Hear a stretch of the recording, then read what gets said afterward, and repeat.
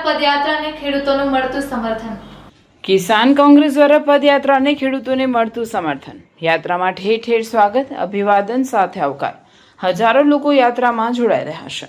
વીજ કંપનીઓની દાદાગીરી સામે વ્રજવાણીથી દ્વારકા પદયાત્રા. કુલ 500 કિલોમીટરની પદયાત્રા. ભગવાન દ્વારકાધીશને ધ્વજાજીને માથે લઈને પદયાત્રા. વીજ લાઇનોના પ્રશ્નોનું નિરાકરણ લાવવા માટે સરકાર નક્કર પોલિસી બનાવે. માર્કેટ ભાવના 4 ગણું વળતર અથવા માસે 50,000 ભાડું અથવા પોલ દીઠ 2 કરોડ રૂપિયાની માંગ. યાત્રામાં પાલભાઈ આંબલિયા, લાલજીભાઈ દેસાઈ, જયેશભાઈ પટેલ, મહેશભાઈ રાજકોટિયા સહિતના આગેવાનો જોડાયા. શું નામ દીકરી તારું? મારું નામ કૃષ્ણા. કૃષ્ણા, આમાં મેં આજે જોયું કે અમે હાલીને આવતા હતા અને તમે ગાડી લઈને તમારા પપ્પા કે કોઈક બાઇક લઈને આવ્યા, મૂકવા આવ્યા અને તમે ત્રણે બહેનો આમાં જોડાયું છે.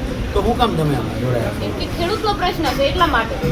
જ્યારે આ થાંભલા રહ્યા એ ખેતરમાં લગાવવામાં આવે છે તો ખેડૂતનું જ નુકસાન થવાનું ને, કે નોકરીવાળા તો પૈસા દેવા આવવાના નથી.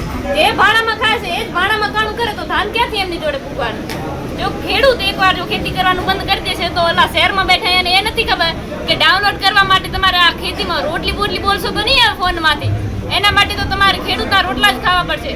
આવી 45 ડિગ્રીના તાપમાને એ ખેડૂત ઊભો હોય ત્યારે પાણી વાળતો પસીનામાં થતો હોય ત્યારે તમે અહીંયા બેઠા બેઠા એસીમાં બેઠા બેઠા રોટલા ખાઓ છો.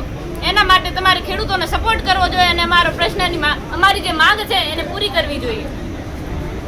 બેન, હવે કાલે મેં જોયું, કાલે રાતે તમે કેટલી ચાની લઈને આવ્યા હતા, બરાબર છે? તો એ શું કામ તમે, અને અત્યારે અમે બધા બેઠા હતા તમારા ભેગા, તમે હાયલા હળંગ હાયલા અને હાયલા પછી બેઠા ત્યારે તમે જ નાસ્તો બધાને પીરસતા હતા, તમે બધાને ચા પીવડાવતા હતા. કાલે રાત્રે મેં જોયું હાયલા પછી તમે નાસ્તો દેવાનું ચાલુ કરી દીધું. તો આવું દીકરી અંદરથી આવી ક્યાંથી પ્રેરણા મળે છે? કેમ કે આ તો અમારા સંસ્કાર છે. એક તો અમે ખેડૂતના દીકરી એટલે થાકવાનો તો એવો કોઈ પ્રશ્ન આવતો જ નથી. અને પછી જે અમારા રેલી કાઢી છે, જે સંઘ છે એ ખેડૂત માટે, તો અમારે થાકવાની પણ જુસ્સો આવે કે ખેડૂતની માંગો પૂરી થાય. અને એ ગરીબ જ્યારે આગળ હાલે છે લાઈનમાં, આ પસીના પૂપ થઈ જાય, એના માટે અમારે ઊભું રહેવું જોઈએ. અને અમારા સંસ્કાર છે ઘરેથી કે સેવા તો કરવી. અને તમે અમારે એટલે દૂરથી અમારે અહીંયા આવ્યા તો અમારે તમારી સાથે જોડાવાનું ફરજ પડે. કૃષ્ણા, તારા જેવા ગુજરાતમાં હજારો યુવાનો છે જે સોશિયલ મીડિયામાં રીલું બનાવીને નાખે છે, બરાબર છે? એ લોકોને તો શું સંદેશો આપીશ કે શું કરવું જોઈએ એ લોકો, અને શા માટે આ યાત્રામાં જોડાવવું જોઈએ? પહેલી વાત તો એ કે બેઠા બેઠા રીલ ક્યારે બનાવે? જ્યારે ખેડૂત અહીંયા બેઠો બેઠો કમાઈને એના ઘર સુધી પહોંચાડે છે ત્યારે. અમે જો ખેતી કરવાનું બંધ કરી દીધું એ રીલ બનાવવાની છે, એને ટાઈમ જ નહીં મળે. ખાવાનું પૂરું કરું કે રીલ બનાવવા બેસું?